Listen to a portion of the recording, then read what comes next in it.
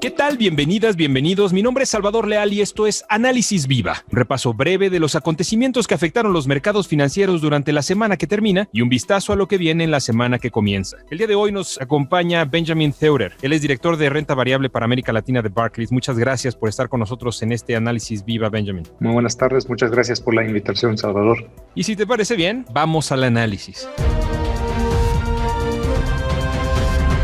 Durante la semana pasada, ustedes publicaron una serie de expectativas para el trimestre en un muy interesante documento que nos gustaría que nos platicaras un poco. Pues sí, por supuesto, Salvador, muchas gracias por la oportunidad. Pues como bien sabes, todos los trimestres el equipo de análisis para Latinoamérica, en específico para México, nos ponemos al corriente y actualizamos nuestras expectativas para las 48 empresas que cubrimos en el mercado mexicano. Y pues la verdad, como bien te puedes imaginar, el tercer trimestre aún ha sido bien afectado por la parte de la pandemia, aunque hemos notado secuencial contra el segundo trimestre, obviamente una mejora que también viene a la par con lo que las autoridades han poco a poco abierto más canales de ventas, más acceso, más potencial de viajar y más librando un poquito las restricciones de movimiento. De todos modos, lo que sí estamos notando durante los últimos 3 meses, que sí era en septiembre,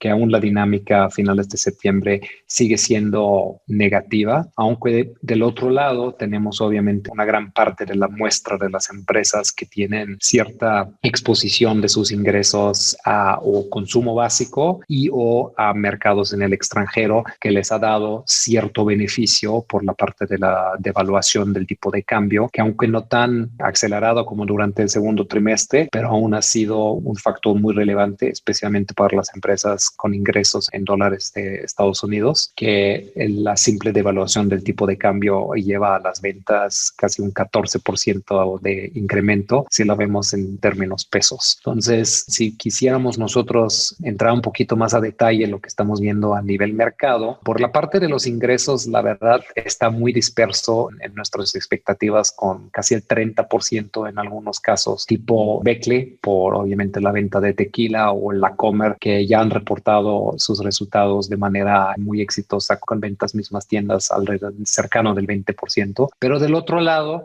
obviamente la parte negativa que sigue siendo en aeropuertos, aerolíneas, también en el consumo discrecional, restaurantes, donde estamos viendo contracciones en ingresos de hasta el 60 y arriba 60%. Eso no quiere decir que necesariamente las utilidades para las mismas empresas se hayan desplomado de la misma manera, pero obviamente por falta de apalanca operacional sí estamos a la media esperando una contracción de rentabilidad. De hecho, estamos modelando para esas 48 empresas una contracción ligera en la parte del flujo operativo. También obviamente los de consumo con exposición a Estados Unidos en productos más básicos, más fuerte, y del otro lado obviamente las caídas por la parte ya mencionados, transporte, aerolíneas, aeropuertos, también restaurantes o simplemente consumo discrecional. Si eso ya lo bajamos al net income, como bien te puedes imaginar, ya entra y juega todo el problema por parte de tener financiamiento a lo mejor en dólares, tener que hacer reevaluaciones, y pues claramente ahí es donde vemos la negativa más fuerte en comparación con el año pasado, aunque ya no tan acelerado como durante el segundo trimestre. Ahora, poniendo todo esto un momento al lado, no todo obviamente es negativo, y si vemos por nuestro análisis por parte de las empresas teniendo un poquito las expectativas de una mejora hacia 2021, aún dificultades al principio, pero ya claramente mejoras hacia verano y la segunda mitad del próximo año. Seguimos con un potencial para nuestra muestra de alrededor de 14-15%. Vemos el mercado tradeando a niveles aprox de 7 veces EV/EBITDA, que es alrededor del 10-15% de descuento de los casi 8 veces que ha estado tradeando en los años más recientes. Y pues claramente con eso tenemos algunas empresas que puedan aún dar buen rendimiento por parte de inversión. Eso sería más lo general. En esta parte, quizás tú tengas alguna serie de empresas o de ejemplos que nos pudieras dar específicamente para entender cómo se están moviendo algunos sectores, ¿no? Mencionabas el retail o qué otros sectores nos podrías hablar de manera un poquito más particular. Sí, por supuesto. Pues déjame empezar con un ejemplo que creo que te contempla y que te graba un poquito un nivel más diversificado y si entramos a la mejor en detalle a FEMSA, ya que ellos obviamente tienen la parte retail por sus tiendas Oxxos, pero es más tiendas de conveniencia y no nada más el food retail tipo Walmart o La Comer, pero para ver un poquito esas dinámicas de gente en la calle y qué estamos esperando por la parte ahí en ventas mismas tiendas, pero también obviamente una gran parte del portafolio de FEMSA es la parte de la embotelladora, que es más el consumo básico, los refrescos, el agua, también la parte de leches que tienen dentro de su portafolio y adicionalmente nos ayuda a hablar un poquito de dinámicas fuera de México, ya que FEMSA tiene obviamente operaciones en Centroamérica y también en América del Sur, tipo Brasil, que es otro mercado que nosotros como analistas estamos viendo en comparación con México. Si entramos a ese detalle para empezar, en el caso muy específico de FEMSA, la verdad, la parte de la embotelladora la vemos relativamente estable, sí con una ligera contracción en volumen en México, que tiene que ver con la exposición a restaurantes donde obviamente el consumo es menor, pero también gente que a lo mejor está consumiendo en casa de manera diferente y uno de los ejemplos más obvios que te puedes imaginar es mucha gente tiene a lo mejor filtro de aguas en casa, toman agua de la llave y no necesariamente compran el de la botella o el garrafón. Entonces esto combinado con un clima este verano que no ha sido tan favorable como el año pasado, estamos asumiendo una ligera contracción ahí en ventas, pero del otro lado creemos que la compañía ha hecho un buen trabajo en mantener costos bajo control, en enfocarse en la parte del delivery, de llevar el producto al consumidor y con eso mismo estamos esperando de que haya una mejora en rentabilidad que obviamente se refleja no nada más a nivel Coca-Cola FEMSA, pero también ya la consolidada FEMSA que beneficia también por la venta en Brasil,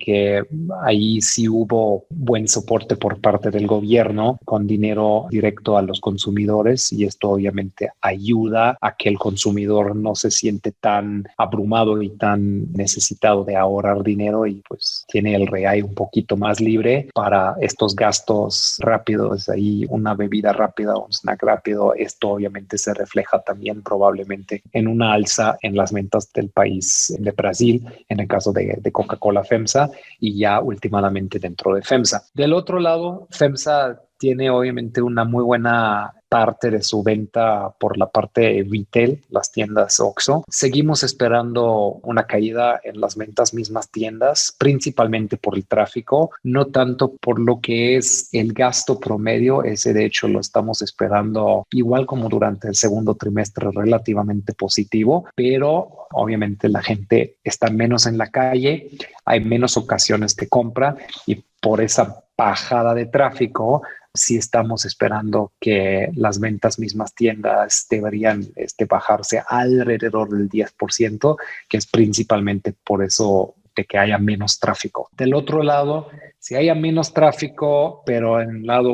lado COF, sí les ayuda un poquito con la rentabilidad, no debería afectar tanto la pérdida de rentabilidad. Sí estamos asumiendo una ligera contracción en rentabilidad en FEMSA, por la desapalanca operacional, por la caída en venta en la parte retail, pero de todos modos no es nada grave y seguimos en la expectativa de alrededor de 14-15% del margen EBITDA, que sería definitivamente mejor que los 13% que hemos visto durante el segundo trimestre y creemos que esta tendencia pueda seguir durante lo que resta del año y ya entrando al 2021. Entonces, consumidor en México sigue estando en nivel más o menos bien, no lo vemos excesivamente fuerte, pero tampoco ha estado tan afectado por el momento por el poder adquisitivo. Eso probablemente viene más en un futuro y que pueda tener efectos negativos. Lo que mucha gente no debería olvidar, en el caso de FEMSA también tienes la parte de las farmacias, pues como bien te puedes imaginar, en una pandemia global, lo que la gente compra más son consumos básicos, que en muchos casos gel antibacterial, quieres rápido algo para sí saber que nada más era dolor de cabeza. Entonces esa compra probablemente ha dado un buen resultado, por lo menos de este lado de las farmacias que tienen. Entonces FEMSA creo que es un buen proxy